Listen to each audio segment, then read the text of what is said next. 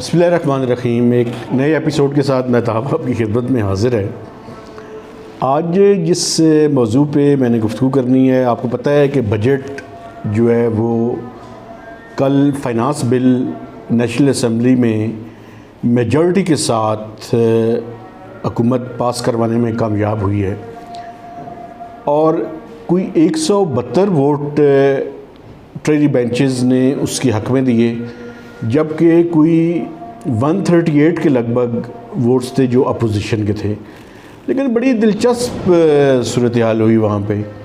एक तो ये हुआ कि मैं भी वहाँ पे मौजूद था कि जब ये बजट की अप्रूवल का टाइम आया तो बहुत से अरकान जो कि पहले तो अपोजिशन लीडर ही मौजूद नहीं थे, लेकिन जो नून लीग के अरकान मौजूद भी थे, उनमें से भी कुछ अरकान उठ के असम्बली से बाहर चले गए लॉबी के अंदर। पीपल्स पार्टी के सिर्फ 2 अरकान जो है वो मौजूद नहीं थे, बाकी बिलावल भुट्टो साहब, आसफ अली जरदारी साहब और उनकी पूरी लीडरशिप मौजूद थी।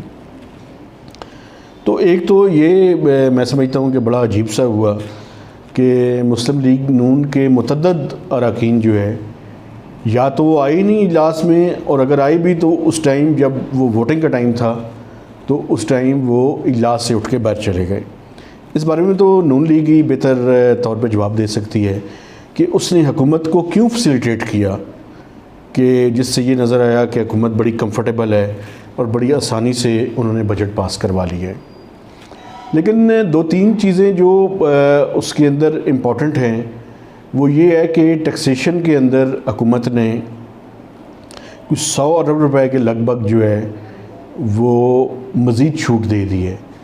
यानी पहले मैं आपको बताऊं, जब बजट जिस टाइम हुकूमत ने पेश किया था तो कोई 383 बिलियन रुपीस के टैक्सेस लगाए थे और रिलीफ जो है वो कोई 119 बिलियन रुपीस का दिया था, तो नेट एडिशन कोई 264 बिलियन रुपीस का था। अब उसमें 100 से लेके 110 अरब रुपए मज़ीद जो है वो टैक्स छूट दे दी गई है, जिसमें रियल स्टेट सेक्टर है, कैपिटल गेंस के जो पुराने रेट्स थे उनमें थोड़ा सा इजाफा किया गया। मसलन जहाँ पे होल्डिंग पीरियड का रेट 2.5 था उसको 3.5 कर दिया, जहाँ पे 5 था उसको 7.5 कर दिया, जहाँ पे 10 था उसको बढ़ा दिया और आखिरी जो 12.5 था उसको 15 कर दिया। तो एक तो वहाँ पे जो है, लेकिन जो इससे पहले उनके लिए था कि वो हैबिचुअल और इस तरह की बातें की गई थी कि जो रियल स्टेट सेक्टर के अंदर हैं वो सारी बातें निकाल दी गई हैं, और उससे वो जो नॉर्मल इनकम 5 मिलियन से ऊपर उसको ट्रीट करने का था वो भी निकाल दिया गया। यानी जो पहले कैपिटल गेंस का रेट था, रेट थोड़ा सा जो है वो बढ़ाया गया है। मिल्क के ऊपर जो है वो ख़त्म किया गया है। अच्छा, उसके बाद पोल्ट्री जो है वो पहले 10% था तो उसको 17 किया गया था, उसको वापस 10% पे ले आए हैं। जो फाटा और पाटा में स्टील सेक्टर था उसके लिए ये किया गया है कि बाकी तो कोई चेंज नहीं की गई, लेकिन वो जैसे ही सेटल्ड एरियाज़ के अंदर कोई चीज़ लाने की कोशिश करेंगे तो उस पर 16% जो है वो GST चार्ज किया जाएगा। अब ये बड़ा इंपॉर्टेंट है कि हुकूमत कैसे जो है वो इन्फोर्समेंट करेगी, क्योंकि आपको पता है ट्राइबल एरियाज़ में 2 सेक्टर्स ऐसे हैं जो वहाँ पे उनके यूनिट्स हैं। एक तो घी और कुकिंग ऑयल और दूसरा स्टील सेक्टर है। होता ये है कि वहाँ पे वो चूँकि उतनी आबादी तो नहीं है, उनकी रिक्वायरमेंट्स से ज़्यादा जो है वो चीज़ें प्रोड्यूस की जाती हैं और फिर सेटल्ड एरियाज़ में आके उनको बेचा जाता है। तो उस एडवांटेज को फ़ायदा उठाकर अपना जो प्रॉफिट है उसमें इजाफा किया जाता है। तो अब हुकूमत ने ये फ़ैसला किया है कि वो अगर सेटल्ड एरियाज़ में ला के उसको कोई सेल करेगा तो उससे 17 के बजाय 16% GST जो है वो चार्ज किया जाएगा। अच्छा, इसके अलावा जो है वो हुकूमत ने जो 203A और B था कि जिसमें पावर्स थी FBI के पास कि वो गिरफ़्तार कर सके किसी भी टैक्स चोर को, अब उन्होंने उसके अंदर जो है वो थोड़ी सी तरामीम तजवीज़ की और उसको अप्रूव किया है। एक तो उस पर पहले असिस्टेंट कमिश्नर को इजाज़त थी कि वो किसी को भी जाके गिरफ़्तार कर सकता था।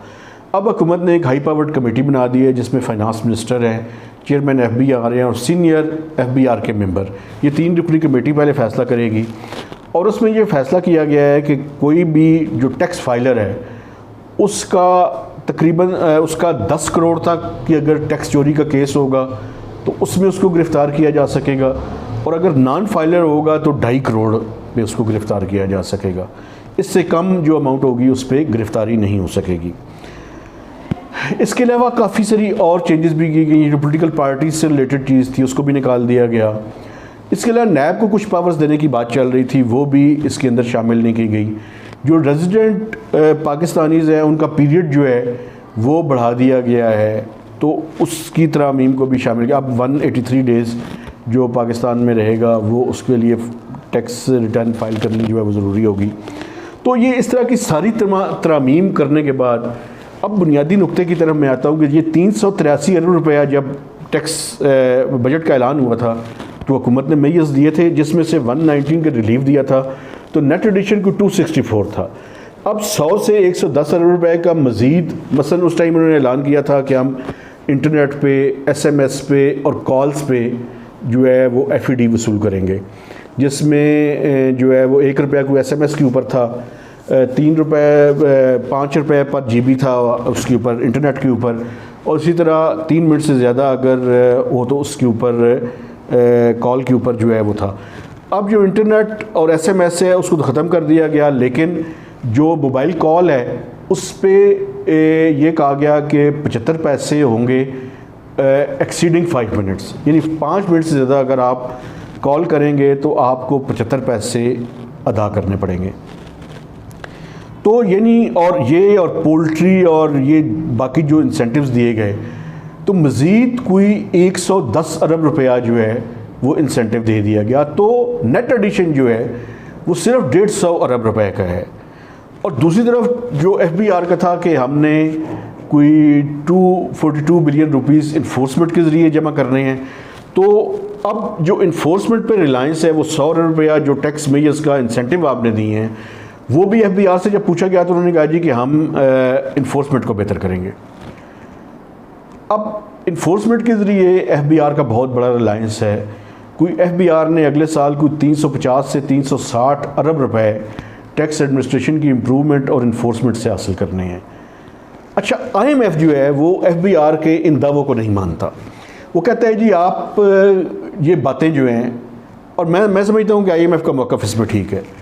आज तक ऐसे नहीं हुआ कि IMF के इन्फोर्समेंट के ज़रिए FBR ने कोई मैक्सिमम 10-15 अरब रुपये 20 अरब रुपये तो जमा किए जा सकते हैं, लेकिन 350-360 अरब रुपये अगर आप इफेक्टिव इन्फोर्समेंट से करें तो ये एक मौजज़ा होगा। प्रैक्टिकली जो है वो मुमकिन नहीं है। अब IMF का प्रोग्राम जो है वो एक हाल्ट उसके अंदर है, मोड के अंदर है, और देखना ये है, और IMF और हुकूमत ने ये एग्री भी किया हुआ है कि देखना ये है कि हुकूमत क्या जो अपना ये कह रही है कि हम कुछ मेजर्स लेंगे जिसके नतीजे में रेवेन्यूज़ भी इम्प्रूव होंगे और पावर सेक्टर के अंदर भी इम्प्रूवमेंट आएगी एडमिनिस्ट्रेटिव मेजर्स के ज़रिए, बिजली की कीमतें बढ़ाए बगैर। क्या हुकूमत पहले क्वार्टर में अपने ये टारगेट्स हासिल करेगी या नहीं करेगी? अगर ये टारगेट्स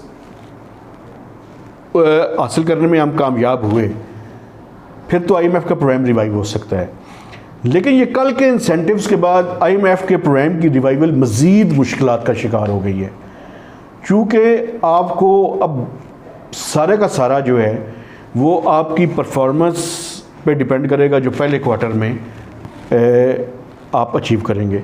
अगर आपकी पहले क्वार्टर में परफॉर्मेंस अच्छी ना हुई तो IMF का प्रोग्राम सस्पेंशन और मुस्तकिल सस्पेंशन की तरफ जा सकता है। लेकिन देखना ये है कि आप किस हद तक जो है वो इन चीज़ों पे अमल दरामद करवा सकेंगे। तो पाकिस्तान की इकॉनमी जो है is really at the crossroads. हम देखना ये है कि अब किस तरह सिमत में जो है वो जाएंगे। और इस टाइम मैं समझता हूँ जो सबसे बड़ा चैलेंज है, इमरान खान साहब ने ये तो मैं पहले भी प्रेडिक्ट किया था कि बजट पास करवाने में कामयाब हो जाएंगे। मेरे ख्याल में जो सबसे बड़ा चैलेंज है उनके लिए वो महंगाई है। अब एक तरफ उन्होंने महंगाई पे कंट्रोल करना है दूसरी तरफ इकनॉमिक फंडामेंटल्स को ठीक करना है, तीसरी तरफ इकनॉमिक फंडामेंटल्स की स्ट्रेंथ की बुनियाद पे आईएमएफ के प्रोग्राम जो है उसकी रिवाइवल करनी है। यानी कैच 22 की सिचुएशन है। अगर एक काम करते हैं तो दूसरे में स्लिपेज होती है, एक में स्लिपेजेस को कम करते हैं तो दूसरे में प्रॉब्लम होती है। एक यानी वाकई क्रॉस रोड के ऊपर हम इस टाइम इकनॉमिक फ्रंट पे खड़े हैं। तो बजट के बाद जो है अब देखना ये है कि उस पर इम्प्लीमेंटेशन कितनी इफ़ेक्टिवली होती है। हम अपनी बजट स्पेशल जो है अभी कुछ इसमें मज़ीद प्रोग्राम्स करेंगे, चूँकि मैं ये चाहता हूँ कि कुछ सेक्टर्स के ऊपर हम अपने कुछ वीलॉग्स और कुछ इंटरव्यूज़ करें, जिसमें एग्रीकल्चर सेक्टर है, जिसमें लार्ज स्केल मैन्युफैक्चरिंग है, जिसमें स्मॉल एंड मीडियम इंटरप्राइजेज़ हैं। इनके ऊपर हम गुफ्तगू करें ताकि उनके जो चैलेंजेस हैं और उनके अंदर जो अपॉर्चुनिटीज़ हैं वो हमारे देखने वालों के साथ मैं जो है वो शेयर कर सकूँ। तो महताब हैदर को एक नए वीलॉग तक इजाज़त दीजिए। खुदा हाफिज़।